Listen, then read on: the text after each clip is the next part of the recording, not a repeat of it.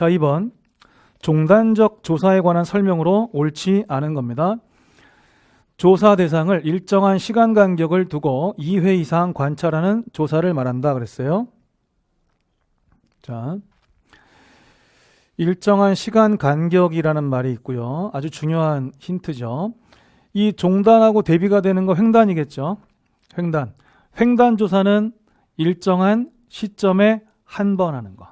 횡단은 일정한 시점에 한 번. 종단은 일정한 시간 간격을 두고 두 번 이상 반복적으로 관찰 측정하는 겁니다. 그래서 2회 이상 관찰한다. 이게 뭐예요? 반복해서 관찰한다. 이 뜻입니다. 뭐 같은 의미예요. 그게 곧 종단적 조사를 말합니다. 그 다음에 패널 조사는 매 조사 시점마다 동일인이 조사 대상이 되도록 계획한다. 시험에 참 잘 나옵니다. 우리가 종단 조사의 세 가지가 대표적으로 있습니다. 하나는 패널, 하나는 동년배 또는 뭐 동류라고도 합니다. 그냥 영어 그대로 코호트라고도 이제 부르고요.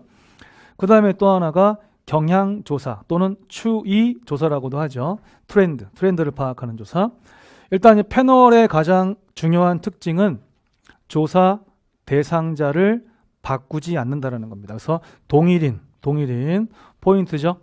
그러니까 처음에 선정된 조사 대상자들이 계시겠죠. 그러면 그 사람들이 다음에 또 조사 대상이고 다음에 또 조사 대상이에요. 계속해서 그 조사 대상자를 바꾸지 않고 가는 것이 패널입니다. 그래서 이제 패널 조사에서는 만약에 그분들 중에서 중간에 빠져나가는 분들이 계실 수 있죠. 어떤 이유가 됐든 그랬을 때 채워넣지도 않습니다. 그래서 이제 패널 조사하다가 중간에 조사 대상자가 빠져나갔을 때 우리가 패널 사망이라는 표현을 이렇게 쓰고 있어요. 자, 3번. 개인의 노동시장 활동과 같은 장기적 추이를 분석하는 데 활용된다. 자, 장기적 추이를 분석하는 데 활용한다. 추이 분석이라는 게 있죠. 아까 경향조사, 추이조사, 추이 분석. 그래서 그냥 종단조사 중에 하나를 얘기를 하고 있는데 뭐 어쨌든 장기적인 추이를 분석하는데 활용된다도 당연히 종단적 조사에 해당이 되는 내용이고요. 그 다음 경향 분석은 매 조사 시점에서 조사 대상이 동일인이 아니다. 그렇죠. 자, 추이 분석이나 뭐 경향 분석이나 같은 말인데요. 어차피 다 트렌드 파악하는 거거든요. 그래서 매 조사 시점에 조사 대상이 동일인이 아니다. 아까는 패널 동일인이다. 여기는 동일인이 아니다. 이렇게 되어 있죠. 당연히 아니죠. 그래서 종단조사의 대표적인 세 가지 형태 중에서 유일하게 패널 조사만 동일인이고요. 나머지 두 가지는 동일인이 아닌데 어떻게 이제 차이가 나는지 알아야 됩니다. 일단 5번 보고요. 1990년대, 2000년대 10대들인데 잘 보세요. 1990년대의 10대들 하고요. 그 다음에 2000년대의 10대들하고 같을까요? 당연히 다르죠. 1900년대의 10대였던 분들은 2000년대가 되면 20대가 됐겠죠. 그죠? 그리고 그 전에 10대가 아니었던 그 어렸던 사람들이 2000년대에 10대가 됐겠죠. 그럼 이거는 당연히 조사 대상자가 바뀌는 거예요. 그래서 여기 지금 4번에 경향 분석은 매 조사 시점에서 조사 대상이 동일인이 아니라고 했는데 여기서 바로 지금 그 예를 보여준 거예요. 바로.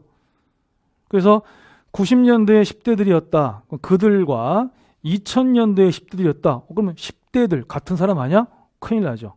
그래서 이미 시간이 흘렀고 과거의 10대는 지금의 10대가 아니라 뭐 20대가 됐고 또 지나면 30대가 됐고 시간이 흐르잖아요.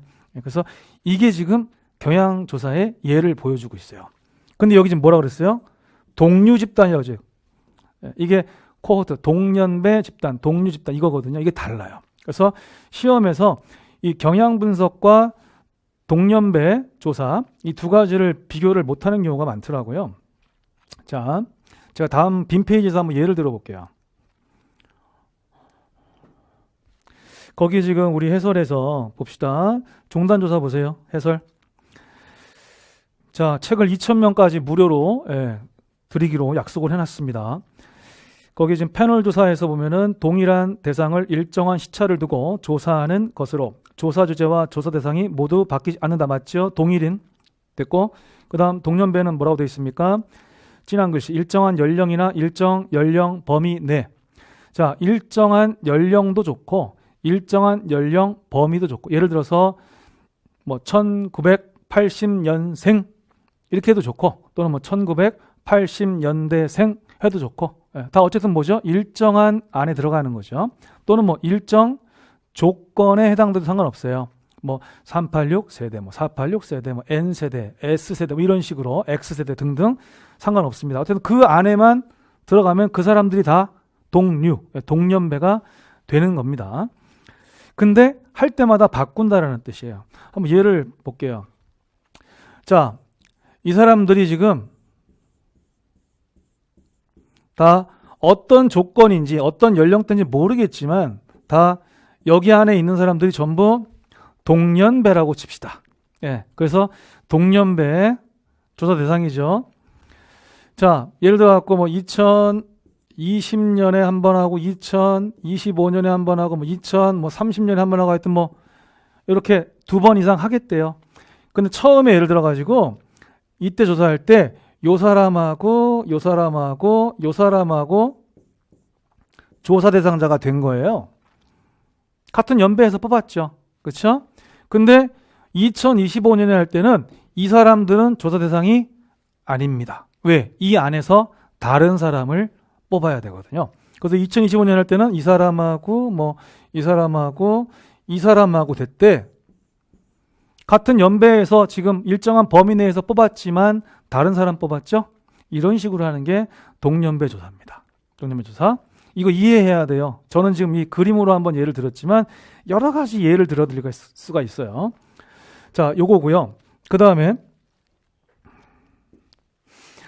자, 아까 우리 1990년대 10대 이거 했잖아요. 그럼 예를 들어가지고 저는 나이로 한번 해드릴게요. 나이로. 자, 2020년, 2025년, 2030년 이렇게 한다고 칠게요. 그러면 25살 대상으로 하겠다고 할게요. 25살. 그러면 25세. 25세. 25세. 자, 전부 25살을 대상으로 하고 있죠? 전부. 시간 흐르고 있습니다. 흐르고 있어요. 그럼 이때 25세 중에서 누군가를 샘플링 하겠죠? 샘플링 하겠죠? 5년 흘렀습니다. 5년 흘러서 25세인데 얘네들이 같아요? 당연히 다르죠. 이때 25세는 벌써 30살 됐겠죠. 그리고 이때 20살이었던 사람들이 이때 조사 대상이 되겠네요. 5년이 지났으니까. 아, 당연히 달라요. 당연히. 이게 트렌드, 경향 조사가 되는 거죠. 그래서 그 헷갈리지 않게끔 그 예를 가지고 이해를 하시면 되겠습니다.